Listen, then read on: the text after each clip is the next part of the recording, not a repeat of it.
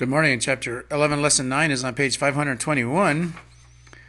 And we're going to be using some equations with radicals. Number 19 starts us off with the slant height v is equal to 3.5 times the square root of h. And you use this when you're flying in an airplane to see how far you can see in distance.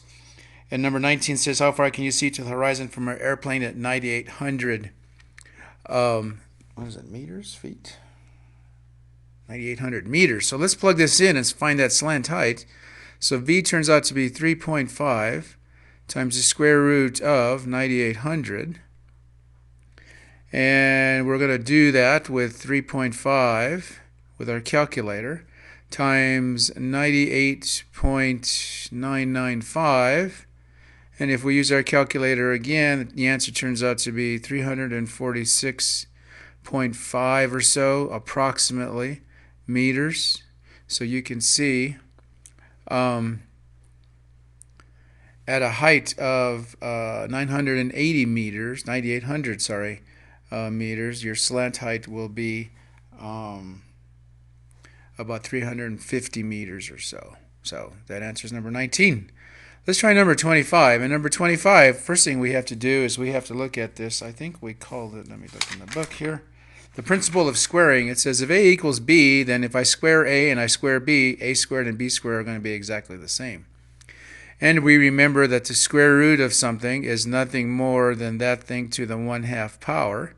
So if I were to square a square root, then all I'm doing is multiplying x to the 1/2 to the 2nd power, which is 1/2 times 2 is just x. So we're going to do that, and we're going to square both sides. So here we go. Let's square the radical. 5x squared plus 5. We're going to square it. Well, that means we better square the other side too, which means that's going to become a 25. So when we did this, remember, this just turned out to be x. So then we end up with just the stuff underneath the radical. 5x squared plus 5 turns out to be equal to 25. Let's subtract 25 from both sides, and we get 5x squared minus 20 is equal to 0. I'm trying to use that zero product property. And what I'm going to do now is I'm going to factor out a 5, leaving me with an x squared minus 4. Turns out to be 0. Well, I know that 5 is not going to be equal to 0, so that's going to go out the window, which leaves me with x squared minus 4 equal to 0. And from that we know that x minus 2 times x plus 2 are the factors of x squared minus 4. It's a difference of two squares. So we find the solutions of x minus 2 is equal to 0 and x plus 2 is equal to 0. So our final answers turn out to be 2 and negative 2.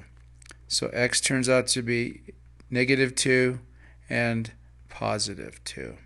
So we got two answers for that one.